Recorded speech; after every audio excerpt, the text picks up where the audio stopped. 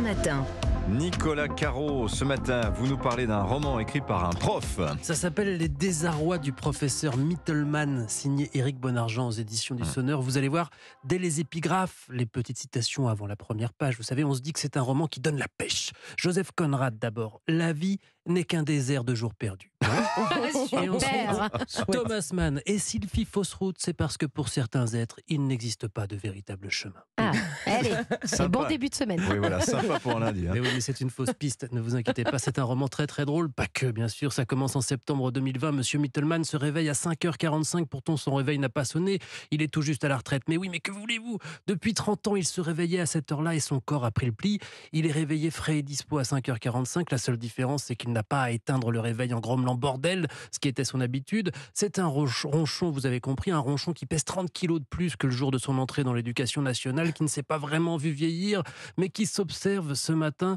un ronchon qui ne comprend plus rien à son époque, qui se sent devenir réac. Prof n'était pas vraiment une vocation, il a quitté sa Lorraine natale à 18 ans, a vécu sous une mansarde à Paris, fait ses études de philo à la Sorbonne, puis il a passé l'agrégation, puis intégré dans l'éducation nationale. Mais lui, ce qu'il voulait, c'était être écrivain et un grand. Et si je comprends bien, ça n'a pas fonctionné. Mais pas comme il l'espérait. Mais finalement, peut-être que ça a mieux marché que prévu. C'est-à-dire qu'il s'est avéré être un très bon prof malgré lui. D'ailleurs, on assiste à quelques-uns de ses cours. Je ne connais pas Éric Bonargent, mais il est indiqué sur la 4e qu'il est lui-même prof de philo avec 10 ans de moins. Peut-être anticipe-t-il cet avenir pour essayer de le réenchanter, en tout cas d'en rire. Si c'est ça, il y parvient très bien dans ce roman profond, drôle, sarcastique, mais juste ce qu'il faut. Et finalement, bien de son époque. Donc le prof écrivain qui rêve d'être un bon enseignant et qui écrit l'inverse. Là-dessus, C'est très intéressant tout mise ça. en abîme terrible. Les désarrois du professeur Mittelman, c'est aux éditions du Sonneur. Merci beaucoup Nicolas Caro. Héloïse Goua, la série de la semaine, vous nous la recommandez très très vivement et c'est une série française. Eh oui, elle s'intitule D'argent et de sang. Je vous préviens et ça n'engage que moi, je n'ai pas été aussi épatée par une série française depuis Le Bureau des légendes, c'est dire. Il s'agit de la toute première série de Xavier Giannoli qui avait obtenu le César du meilleur film en 2022 pour Illusion perdue. La série est prenante, l'esthétique est hypnotique. Elle raconte de manière passionnante l'histoire folle et réelle de la gigantesque arnaque des taxes carbone. C'était quoi cette histoire des taxes carbone? Ça se passe entre 2008 et 2009. Pour lutter contre le réchauffement climatique, un nouveau marché est inventé, les quotas carbone. Mais des escrocs de Belleville s'associent à un trader des beaux quartiers parce qu'ils voient dans ces taxes carbone l'occasion de se faire beaucoup d'argent. Alors là, Dimitri, vous vous demandez sûrement. Pourquoi voulez-vous que des escrocs se mettent à trafiquer du CO2? Pas de l'or ou de la cocaïne.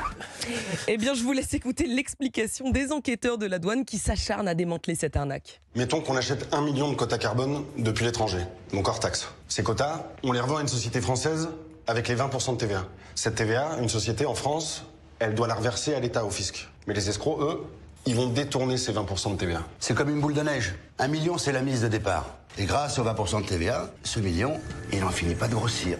C'est plus clair pour tout le monde autour de Mais la table? comment on détourne la TVA? C'est ça le truc en fait. Est-ce qu'on a une demi-heure devant Non, mais nous alors, moi, je n'avais jamais rien compris à cette arnaque à la taxe carbone. Et grâce à la série, j'ai vraiment tout compris. On nous tient par la main, on ne se perd jamais, c'est très bien fait. Avec des acteurs formidables dont Vincent Lindon, Ramzy Bedia ou Nils Schneider, Xavier Giannoli relève le défi de nous raconter cette fraude ultra complexe avec fluidité. Dimitri, on ne se perd jamais, c'est très télégénique. On nous apprend presque à réaliser une arnaque à la TVA. Comme ça, vous saurez faire maintenant, Dimitri. Oui, c'est le fameux carrousel. En fait, il faut faire tourner l'argent entre plusieurs pays avec des taux de TVA variables. Exactement. 6 milliards ont été détournés des pays de l'Union européenne avec cette arnaque. Cette série est tirée du livre Enquête du même nom, D'argent et de sang, du journaliste de Mediapart Fabrice Arfi.